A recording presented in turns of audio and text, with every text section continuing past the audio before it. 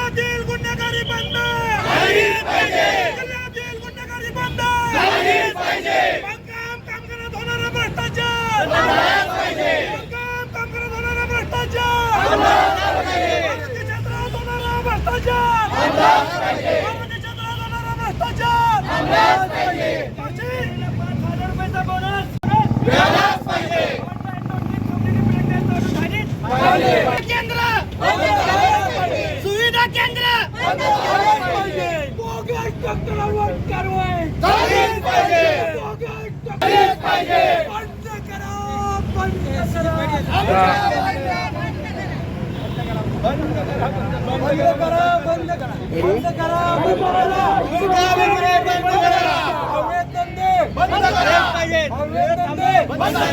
प्रशासकीय कार्यालयात काम करणारे खासगी एजंट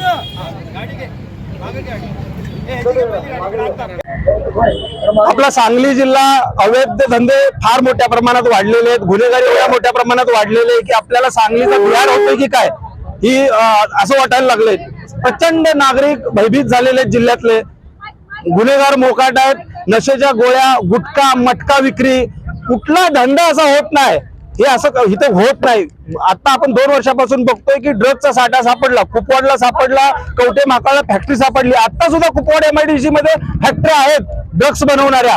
ह्याचा पालन करता कोण आहे? इथले पालकमंत्री करतायत काय? इथले पोलीस करतायत काय? फक्त पोलीस प्रशासन आणि SP पेपरला न्यूज देतात की आम्ही सर्व अवैध धंदे बंद करू, पण आजही एकही अवैध धंदा बंद झालेला नाही. ऑनलाईन लॉटरी चालू आहे. त्याचबरोबर कृषी क्षेत्रात भ्रष्टाचार आहे. अन्न भेसळमध्ये अन्न भेसळचे अधिकारी फक्त हप्ते वसुली करतात. आज जिल्ह्यातले अनेक लोक मधुमेह असेल, कॅन्सर असेल, अनेक गोष्टीतून त्रस्त आहेत. बिमाऱ्या प्रत्येकाला लागले आहेत. कशामुळे? तर अन्न भेसळमुळे. मग हे अन्न भेसळ कधी थांबणार? हे अधिकारी फक्त काही पगार घेण्यासाठी आहेत का? जर यांनी हे बंद नाही केलं तर ह्यांच्या खुर्च्या आम्ही मोडून टाकणार मनसेवाले. आज जिल्हाधिकाऱ्यांना आम्ही निवेदन देणार आहे. आमच्या प्रमुख या 4-5 मागण्या आहेत. त्याचबरोबर आमच्या जिल्ह्याचे कामगार मंत्री होते. कामगार मंत्र्यांनी इथं कामगार कार्यालयात अधिकारी कर्मचारी कमी आहेत, परंतु बाहेर एक कार्यालय थाटलंय. त्यामध्ये जे एजंट लोक होते त्यांनाच कर्मचारी बनवलंय आणि 25-30 हजार त्यांना पगार दिलाय, ज्यांची 5 हजाराची लायकी नाही. आणि असं जिल्ह्यात संबंध जिल्ह्यामध्ये कार्यालय यांनी थाटलेले आहेत. कशासाठी? त्यामुळं ऑनलाईन प्रक्रिया होत नाही.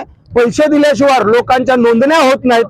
पेन्शन 5 हजाराची पेन्शन थांबलेले आहे, 50 हजाराची पेन्शन असते त्याही काही निकषामुळे थांबलेल्या आहेत. ह्या अधिकाऱ्यांकडे कर्मचाऱ्यांकडे गेल्याशिवाय ह्या मंजूर होत नाहीत.